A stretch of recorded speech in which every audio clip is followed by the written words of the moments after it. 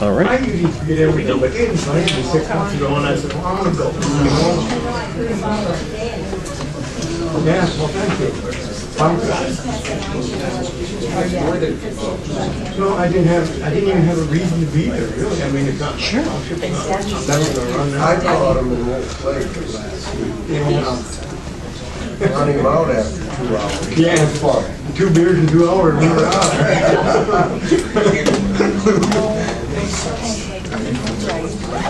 I gotta love it. Well, I just wanted to pass that on. Okay. And I'll take that. You know. Yeah, we had to buy it because no one, we forgot all about like everybody else. We thought pay something. We really didn't have to do anything. There was so much there. But yesterday, I came to a meeting down here and then I went to. 3:30, I'd like to call the County Board of Commissioners meeting together. If we could rise, an invocation, please. Let us pray. Lord, I believe the citizens in Muskegon County have gotten your message about complaining about cold in the winter. We pray for some relief from the current heat wave, but more than that, we pray for rain to assist our local farmers who have already suffered crop loss from an early spring and frost. We pray also that our citizens will be cautious with their use of fireworks until the immediate fire danger is passed. And we ask also that you comfort those families grieving over the loss of loved ones by drowning recently. Please help us be aware of the dangers as well as the beauty of the waters in the area. And as always, we ask that you protect those who protect us, both here and abroad. Amen. Stand for the pledge. I pledge allegiance to the flag of the United States of America and to the republic for which it stands, one nation, under God, indivisible, with liberty and justice for all. Roll call, Madam Clerk. Commissioner Collins. Here. Commissioner Cross. Here.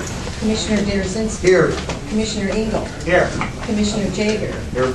Commissioner Longmire. Present. Chairman Mahoney. Here. Commissioner Plummer. Here. Commissioner Skolnick. Here. Vice Chairman Snyder. Here. Commissioner Wilkins. Here. 11 present. We have a quorum. Next on the agenda is the approval of the agenda. Moved by Commissioner Collins, seconded by Commissioner Engel to approve the agenda as presented. Any discussion, additions, corrections? If not, all those in favor say yes. Yes. Those opposed, no. Motion carries. We have the minutes of June 26th, 2012. Moved by Commissioner Engel, seconded by Commissioner Wilkins to approve the minutes of June 26th. Discussion? Not. All those in favor signify by saying yes. Yes. Opposed, no. Motion carries. Now we have the time where we can publicly address the committee on agenda items. Anyone wishing to address the committee on agenda items? We have one person here specifically for agenda items. It's you.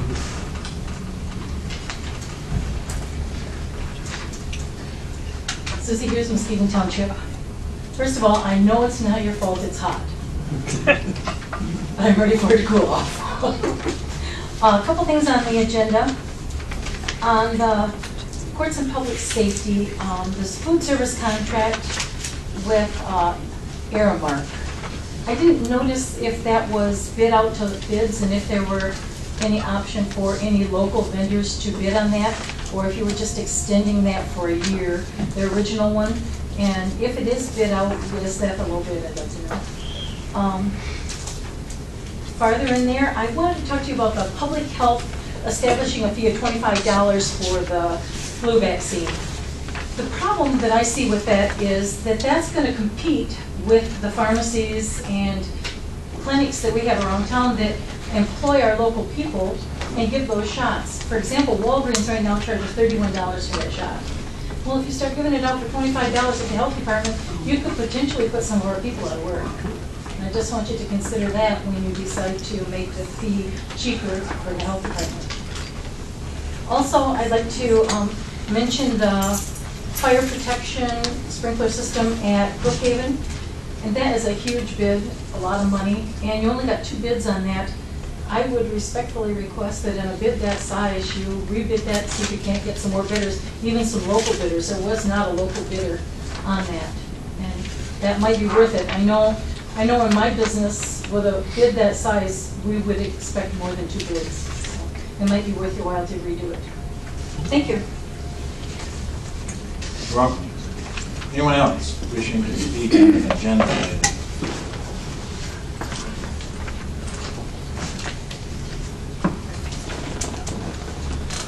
Good afternoon, I'm Roger Nye, 1495 Westwood Circle in Norton Shores. On items 56, 58, 59, and 60, these are expenditures for employees who are characterized as unknown. 1 attorney, 2 legal secretaries, and a consultant, with amounts ranging from $52,684 to $96,899. I'd like to know what this is all about, and why you don't know the names of your employees. Number 2, item 36, I'd like to know what an 86.4 TB SAS array with maintenance support for the sheriff's operations for storage, costing $220,000. What is that? And number 6,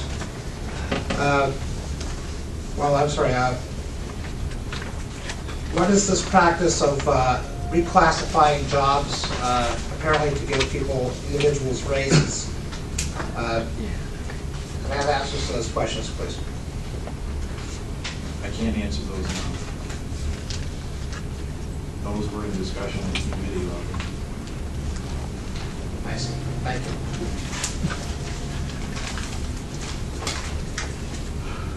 Anyone else wishing to address?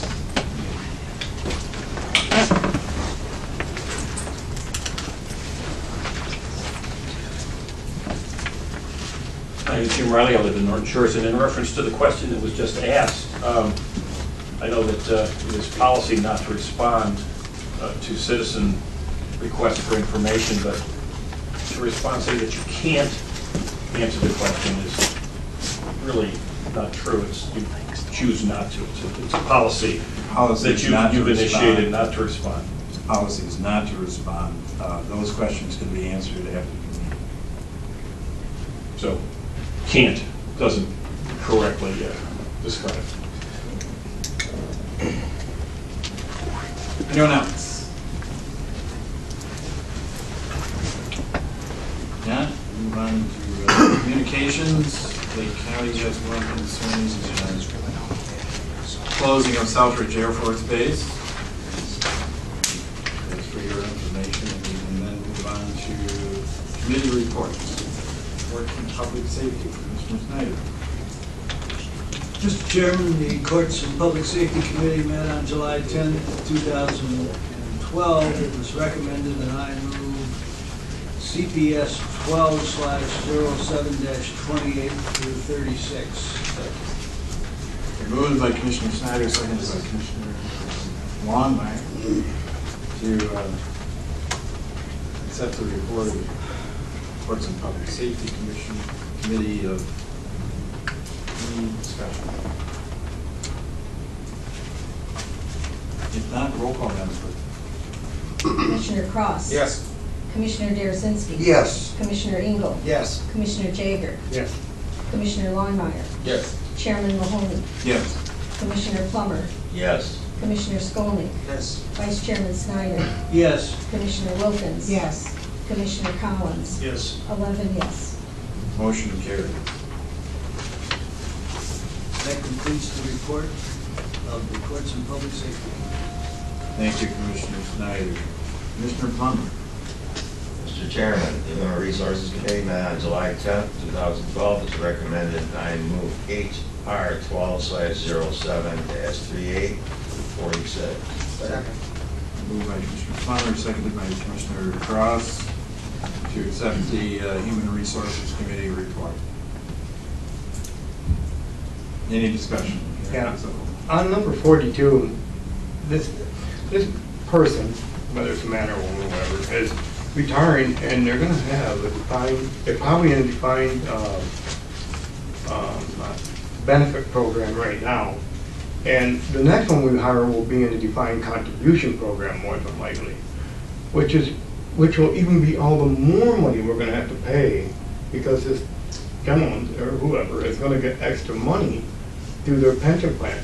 And I would think all of our employees are seeing, you know, city after city go bankrupt right now, and it's all over basically pension plans. It may even be what got the hike.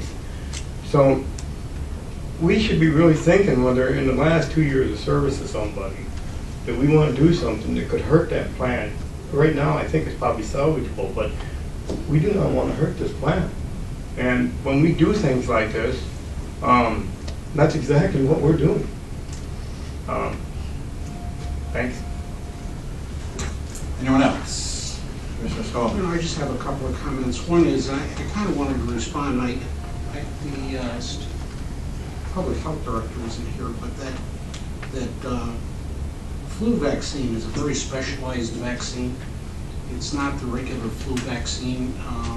If I remember right, because that question came up, he said they were only ordering 5 or 6 units of it, and it's not easily available.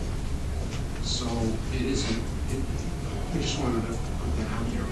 The second thing was, on item 42, I had some concerns about what was discussed at the committee meeting, and a couple things. One is, you probably shouldn't have said he was going to retire, because we don't know if he's going to retire. But I'd like to have the administrator address this, because that increase in the range isn't what he's going to get, because there's a rule in the personnel policies.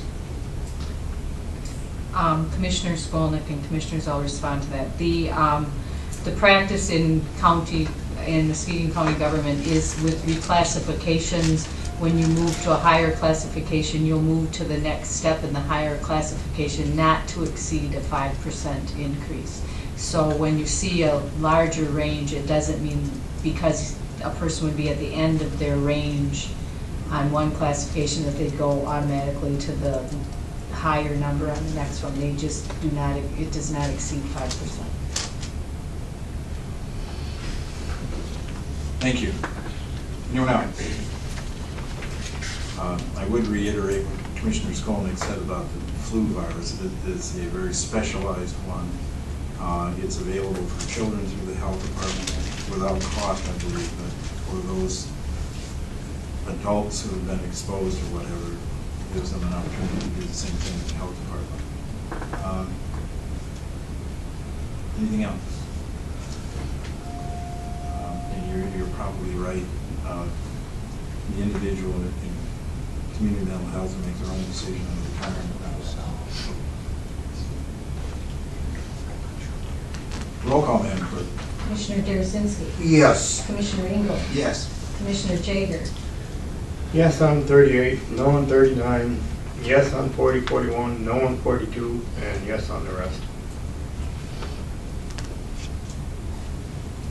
Yes on 38, no on 39, yes on 40, 41, no on 42, and the rest on 43, 44, 45, and 46. Thank you, Commissioner. Commissioner Longmire. Yes. Commissioner Plummer. Yes. Commissioner Skolnick. Yes. Vice Chairman Snyder. Yes. Commissioner Wilkins. Yes. Commissioner Collins. Yes. Commissioner Cross. Yes. Chairman Mahoney. Yes.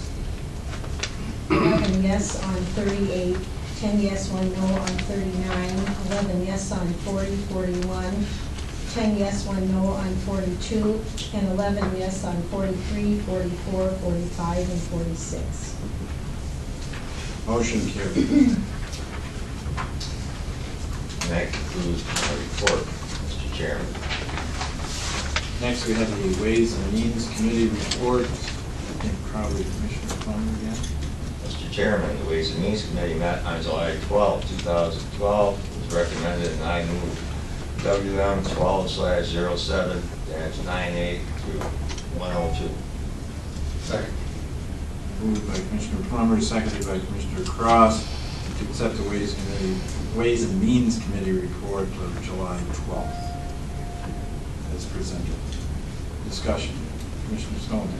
I just wanted to comment on item 100 because I know that we had a speaker who asked about a local bidder. I had that same concern when I saw the original bids, and I did contact purchasing and the administrator as well as the administrator of Brookhaven. And they did make a special request for local bidders. The local, there really was only one qualified local bidder. And I actually called him on the phone because it was a big deal. It's a lot of money. And he said they were not big enough to do the job. He said it would have tied them up for 6 to 8 weeks, and we just didn't have enough people to do it. That bid went out on what's called, I'm not sure what the acronym is, MITTEN. I'm not sure what it stands for, but it's the Michigan. It's a way for everybody, like if you're a vendor, you subscribe to this MITTEN, and then you get noticed whenever there's something that you could provide all over the state. That went out to, I think, 450 potential providers, because I was surprised too that there were only 2 bidders, but this one is not far away, but it's not in Muskegon. So. Thank you. Jake. Also on 100, so here's my problem with it. The problem, it was either $15,000 or $25,000 higher to use the company they took over the other one. The other company, when I asked, why weren't we, what was the problem with the other company? So you would expect an answer like, well, we used them before, they were no good or something. There was no answer, no comment. No one knew why we weren't using the other company. I think that we ought to know why we're using a higher bidder when we're going to take a higher bidder. So I just don't agree with taking a high bidder without having an explanation. Thank you. Mr. Plummer. I believe that Mr. Warner explained it because it was the evaluators went through the qualifications of both companies, and the company that they went with the recommendation was the most qualified company to provide the work that the county needed. I think that was an answer from him. It was a meeting I was at. Thanks. Mr. Long. And my issue is 102 regarding the applications from the city that the county is now taking up. If we, as the county, can remove the felony checkbox from the county applications, can we do so with the city's applications as well? That, I can respond to that. The city still has full authority over their recruitment process. We do not have the authority over the process. They're contracting with us to do the recruitments, but their rules, their city rules still govern how they do their recruitments, and we follow their rules for their recruitments. Anyone else? If I may, the MITTEN program that the county adopts, I'm wondering if the requirements and to be able to get that and successfully bid are so overwhelming for some of these smaller local companies that it negates their ability to bid. I'm wondering, and Ellen and I have had this conversation, can we take smaller type projects and bid them not through MITTEN? Or does everything we have go through that program? This has been a concern that's come up with the smaller and the local bidders in regards to MITTEN. And I have directed the finance manager and also the EEO officer, because she works with the disadvantaged and the minority businesses, we will be putting together an informational session for all local bidders to attend and give them the opportunity to understand what MITTEN is, but also to hear from them as to what would work good for them. We could carve out something from the MITTEN do both. We could do some hybrid model of this, but we wanted to get some input from the vendors before we assume what will work for them. And so within the next probably 4 weeks, you'll see something, and we'll be working with the chamber on that to get out to the businesses. Very well. It stands for Michigan Intergovernmental Trade Network.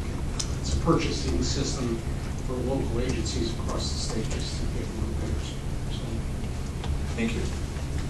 Anyone else? Seeing none, roll call, Madam Clerk. Commissioner Engel? Yes. Commissioner Jager? Commissioner Jager? Oh, no. 98, 99, yes. 100, no. 101, 102, yes. Thank you, that's 98, 99, yes. 100, no. 101 and 102, yes. Thank you. Commissioner Lornemeyer? Yes, on all. Commissioner Plummer? Yes. Commissioner Skolnick? yes. Vice Chairman Snyder? Yes. Commissioner Wilkins? Yes on 98 through 101 and no on 102.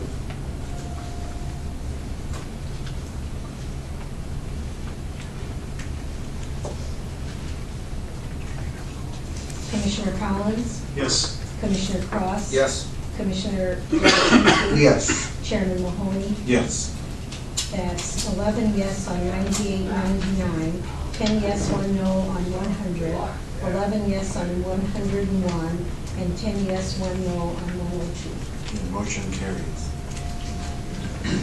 That concludes the report of Ways and Means Committee, Madam Chairman. Thank you, Commissioner Putnam. Move on to my report. Particular outside of, I would like to congratulate Sheriff Rossler on earning the Crime Fighter Award. It is from the State Association of Sheriffs, at a training conference. Sheriff, you want to elaborate just a little bit on that? Sure. I want to put you on the spot.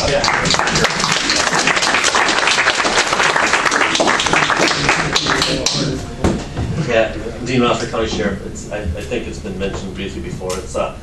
I did receive this award at the State Sheriff's Conference a couple weeks ago, and it's actually through the Fight Crime Invest in Kids organization. It's an organization which includes sheriffs and law enforcement administrators and prosecutor judges, other people involved in the judicial or the criminal justice system, and the focus is on supporting education, childhood education, and particularly early childhood education.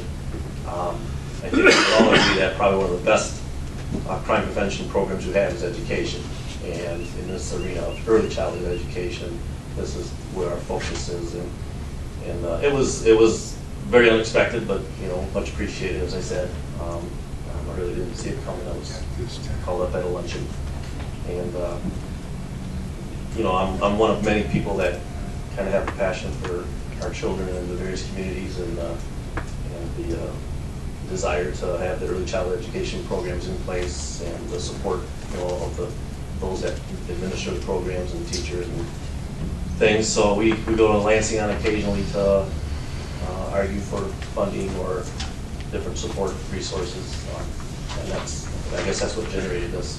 A few trips to Lansing and some local conversations here and there with some of the lawmakers. But thank you for having me up here today. Congratulations. Commissioner Durazinski. Sheriff, I don't know who to congratulate, either you or Judy or whomever on the Probably Judy. Homeland Security grant that came through. I mean, that was huge. I don't know, are we ready to talk about it? Am I? Come on up. We have the vote. It was huge. Yeah, we're excited. Judy, with the information that we were able to provide her, and the support from the Coast Guard and the different law enforcement agencies and stuff, Judy authored the grant application based on what we saw as a need for port security and port protection, and we did get notified that we have a $305,000 award in the form of a large patrol boat, an actual patrol style boat that is very versatile. It's going to provide a lot of good resources for the area agencies. So. And all your radios are gonna be able to work Yeah, we're together. gonna be able to talk to each other. So. And they'll have dive equipment, so it isn't just the boat, we got a lot of other rules. No, I mean, it's a boat that's equipped for security purposes. It has platforms to put divers in and out of the water and raise bodies if necessary or evidence, and firefighting equipment for marina fires or boat fires on the water, And which is something winches. that's very lacking. Winches? And winches.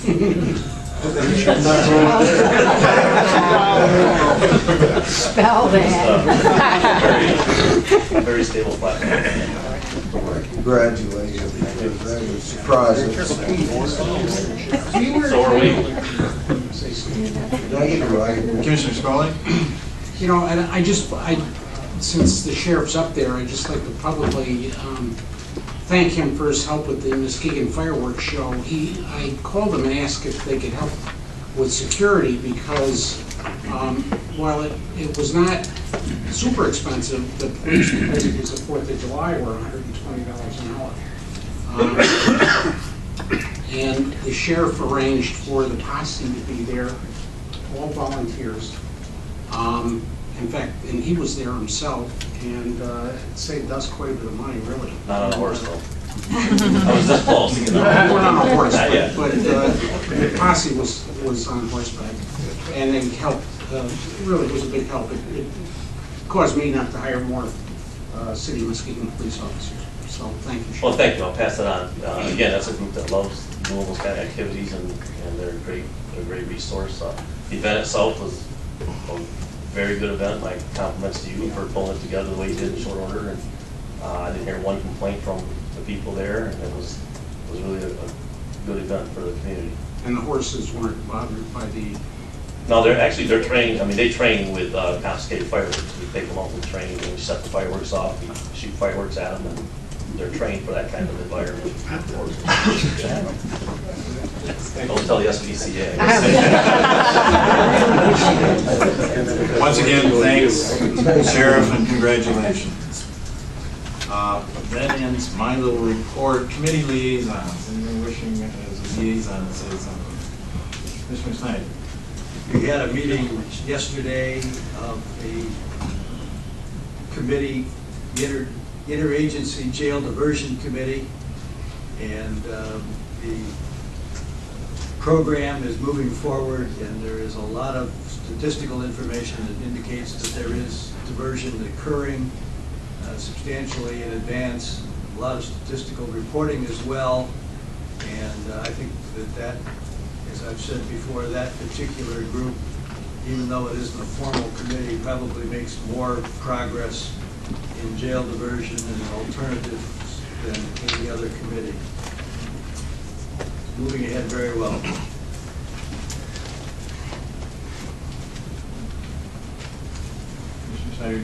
Who are they?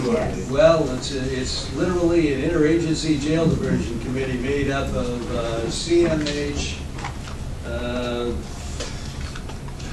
West Shore is family, two. the sheriff's office, Family court. prosecutor's office, Disability Connections, Goodwill. yeah, the sheriff has been the chair in the past, Goodwill, Disability Connection, mediation and restorative services, when do they meet? Every quarter at 8:30 on a Monday. I think it's the second or third Monday of the month. And it's at CMH. It's just an informal group that is looking at all kinds of possibilities for diversion. It's been meeting for actually several years. Well, I would think the jail committee, I didn't know about it. I would like to know. Well, I've mentioned it regularly as we've had meetings in the past. Certainly we can get that information out to everybody. It's an open meeting, and we have people that come and simply sit in as well. Thank you. Any other liaison? We have a 4-H youth fair coming up shortly. Those of you that haven't been there, it's worth your time going out to the fairgrounds.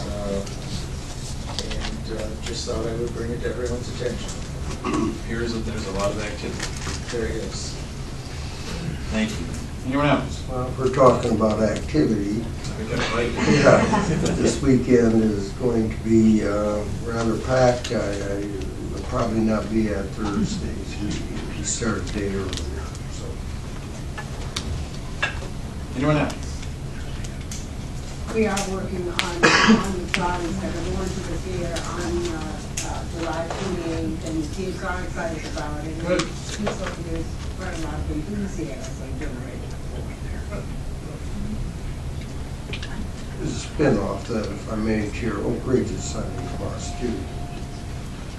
With their summer program, so it's a positive spin-off. Anyone else? None? Addison? Thank you, Mr. Chair and County Board of Commissioners. I have nothing to report at this time. Thank you.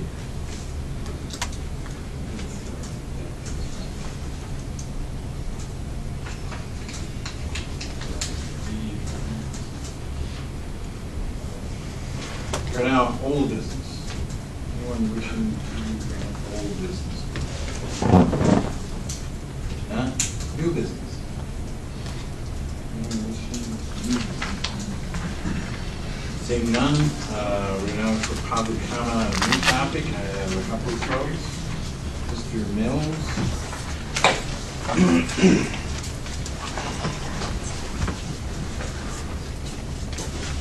Thanks. The name's Dan Mills, 1817 Mills Avenue, 49445. Thanks.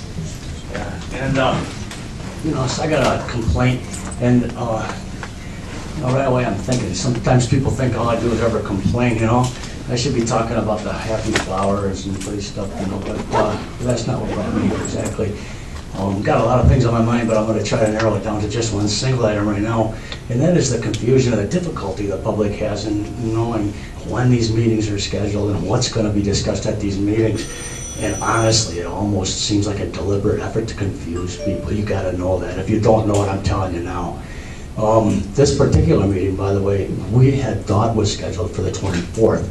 And some investigation by one of my friends revealed just a couple of days ago that, call everything off at the 24th and let's reschedule it for the 31st, because meetings have been scheduled differently now. And let's follow up a little bit more on some of these meetings here just recently. Let's talk about, like, for instance, the public meeting here just recently on fracking. There was nothing on the internet's web page, agenda page, to indicate what was being discussed at that meeting. That meeting was scheduled for the 12th, then it was rescheduled for the 10th, then it was rescheduled for the 19th, and then it was rescheduled for 3:30 on the 12th. And so I showed up here at 3:30 on the 12th and was waiting for a city hall meeting that was about another really environmentally sensitive issue, the Sappy property over there, and that was going on at 4 o'clock. And so I showed up here at 3:30 hoping to straddle this thing. And what happened actually was the meeting didn't start until 4 o'clock, and so it was exactly the same time to that other environmental, fracking and Sappy. And so I was kind of surprised that both the city hall and this room here was packed, considering that people were so in the dark as to when the meeting would be, and then they had to decide which meeting to attend. And so that, again, I said, some people think this is deliberate, and you should know that. Another thing here, this JJTCC committee, that's the Jail and Juvenile Transition Center Committee. Met just the other day, a public meeting, I'm saying with quotes. Nobody knew about that. We thought it was canceled. Matter of fact, I know people who are on the partner committee, the Citizens Review Committee, which has met one single time way back May 17th. I was at that meeting. And I heard the administrator say she was going to keep everybody informed. And so we could all, like you just said a minute ago, these are open meetings, we can attend. There was nobody there from the public. I can tell you because I know somebody who was at that meeting. Nobody there from the public wondering, what's going on? Why aren't they there? Well, it's because we don't know. And probably, I'm going to say it again, we aren't supposed to know. Thank you. Thank you. I don't know if this is the right time, but after the last meeting, I feel like I need to respond to this. There was some question about meetings and special meetings, and people didn't know about it. So I went online, and all of our regular meetings are posted. They're very easy to find. Just go to the County of Muskegon, look up agendas. And It wasn't there. Let me finish. So I also found out, I mean, I had known this, but those of you, it's very easy to sign up for Twitter. Sign up for a Twitter account and start following at Muskegon County, and every meeting goes up there. So even if it's, you know, if there's some change, it'll all be at Muskegon County on Twitter. And that's done instantaneously.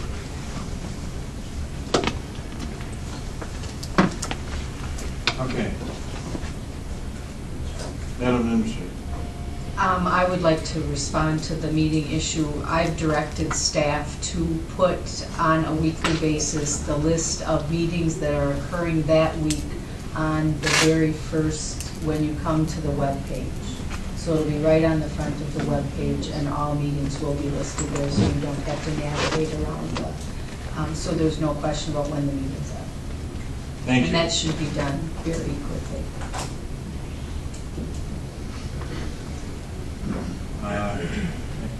Public comment, David Nunn.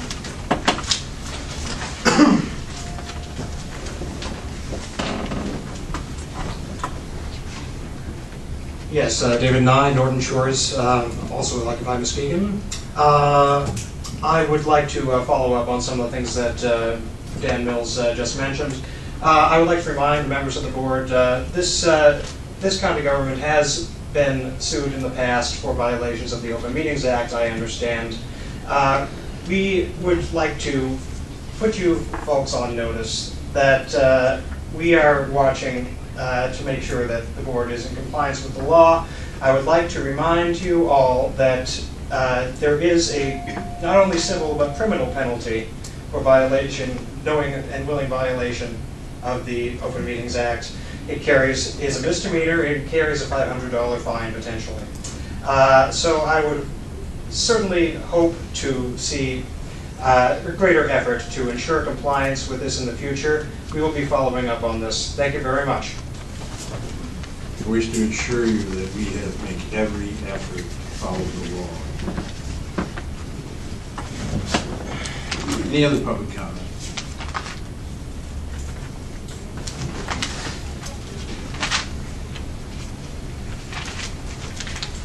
Susie Hughes. I just wanted to mention a couple things. The Muskegon Township was selected for the United Way project at Wesley Park, so we're real pleased about that. And I was in Lakeside today, and it looks to me like McGrath Park is going to have the Scottville Clown Band there tonight. So if anybody doesn't know where to go, that should be a fun event. That's all. Thank you. Anyone else wishing to comment?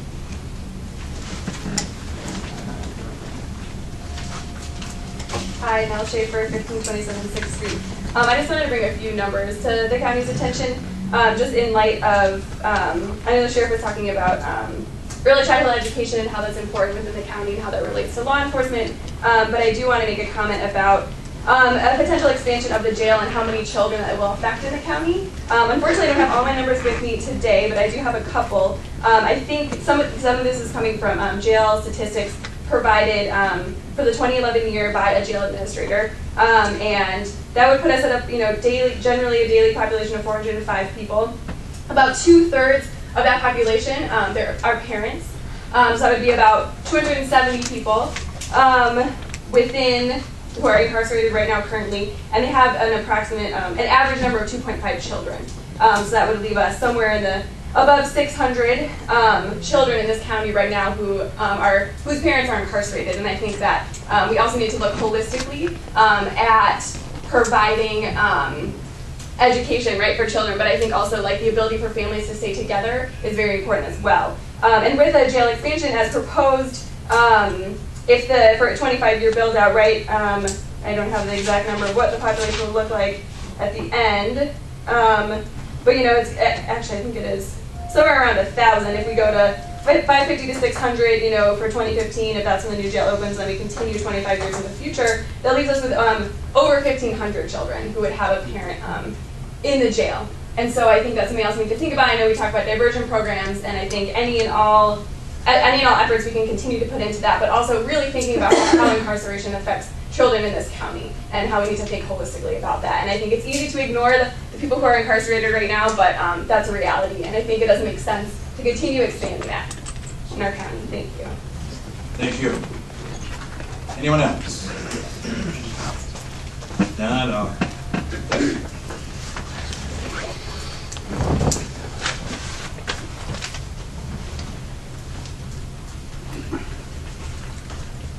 Thank you, Commissioner. Chairman. Joe Lemieux, 7210 South Mullen Road, in Commissioner Engel's area. I'm from Dependable Fire Protection, so if there's any concerns or if anybody's got any questions after, I'd be happy to help answer some of them. It's quite a complicated project. We spent a lot of time putting it together. We've done a ton of these jobs, and I appreciate your support on it. Like I said, we'll be available afterwards if anybody has any questions for the Brookhaven project. Thank you. Thank you. Anyone else? None. I'd like to recognize Eggleston Township Supervisor Mike Thompson is here, and the Blue Lake Township Supervisor Don Studeville. Did I miss anybody? Oh, Tony's here. I'm sure. With that, I'll entertain a motion. We are adjourned.